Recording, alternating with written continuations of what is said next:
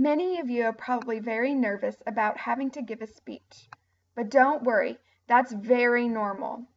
In fact, studies have shown that people would prefer to be in the coffin than giving the eulogy at a funeral. So, in other words, people would prefer to be dead than giving a public speech. And you know what? That's okay. I think that the reason why most people are nervous about giving speeches is because they feel like they're being judged or that people will think differently about them if they make a mistake. We have this idea that when we're giving a speech that we have to be perfect, that we have to say things the exact correct way, and that we can't have pauses or stutters or anything like that. We have this idea that we have to give a perfect performance. But that's simply not true. In fact, the things that we struggle with make us more relatable and make us better public speakers. So making mistakes is okay. So instead of thinking about a public speech as being a performance where you have to be perfect, think about it as having a conversation with your audience.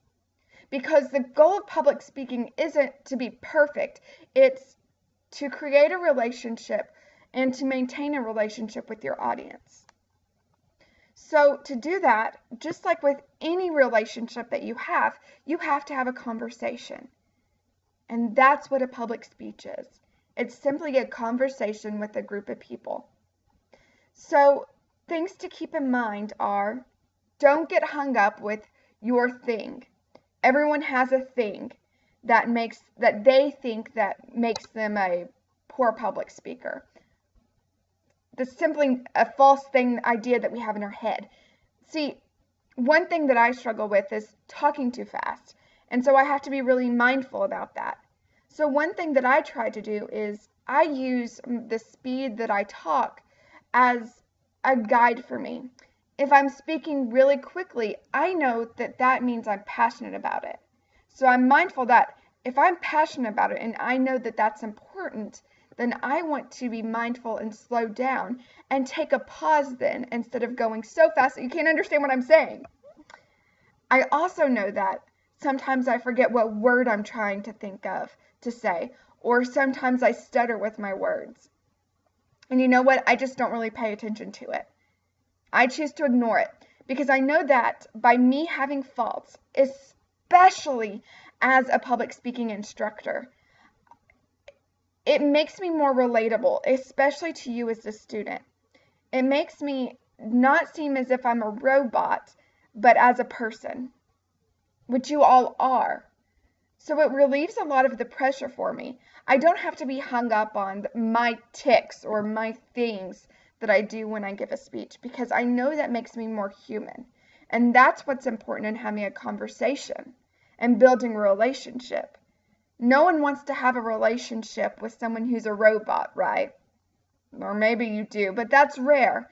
Most people want to be in relationships with humans and pets. But that's neither here nor there. And so it's important that in order to have that relationship that you have faults. So figure out what your faults are and embrace them. That's what's going to make you the better communicator. Having those faults and embracing them. Sometimes you can even use those faults to be something that's beneficial to you. So if you know that you use your hand gestures a lot, make sure that you're just using them for a purpose. You can use them to emphasize a point or to show a transition from one point to the other. This is especially useful if you can see your whole body. The good news is if you're just showing from the head up, your hand movements are really not going to be an issue. But if you're in a public speech where you can visually see your audience, then you will be able to see your hand gestures. So you're just going to want to harness that power. Embrace your jazz hands if you have them. And use them to transition from one point to the other. But the main thing is to control your anxiety is to embrace those faults.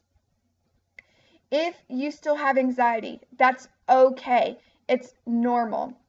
In fact, one of my favorite speakers, who is also a public speaking instructor and an advanced public speaking instructor, she gets incredibly nervous when she gives a speech.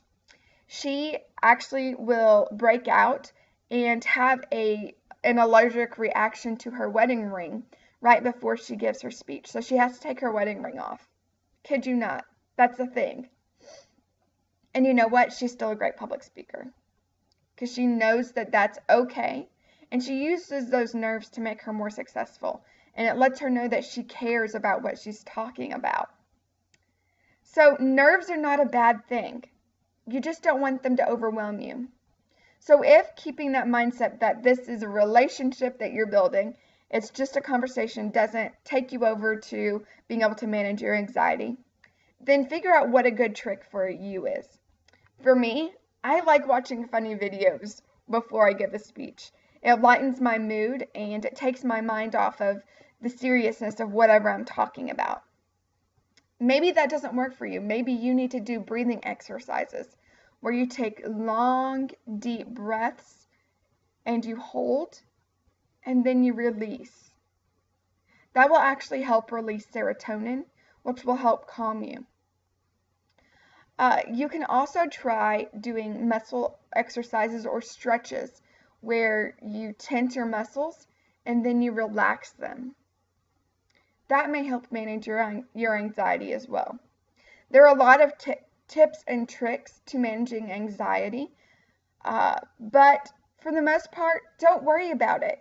Anxiety and nervousness is normal. Just embrace it. If you have any questions for how to manage your anxiety, please feel free to give me an email or a text message or a call. I look forward to seeing your speeches. Bye-bye.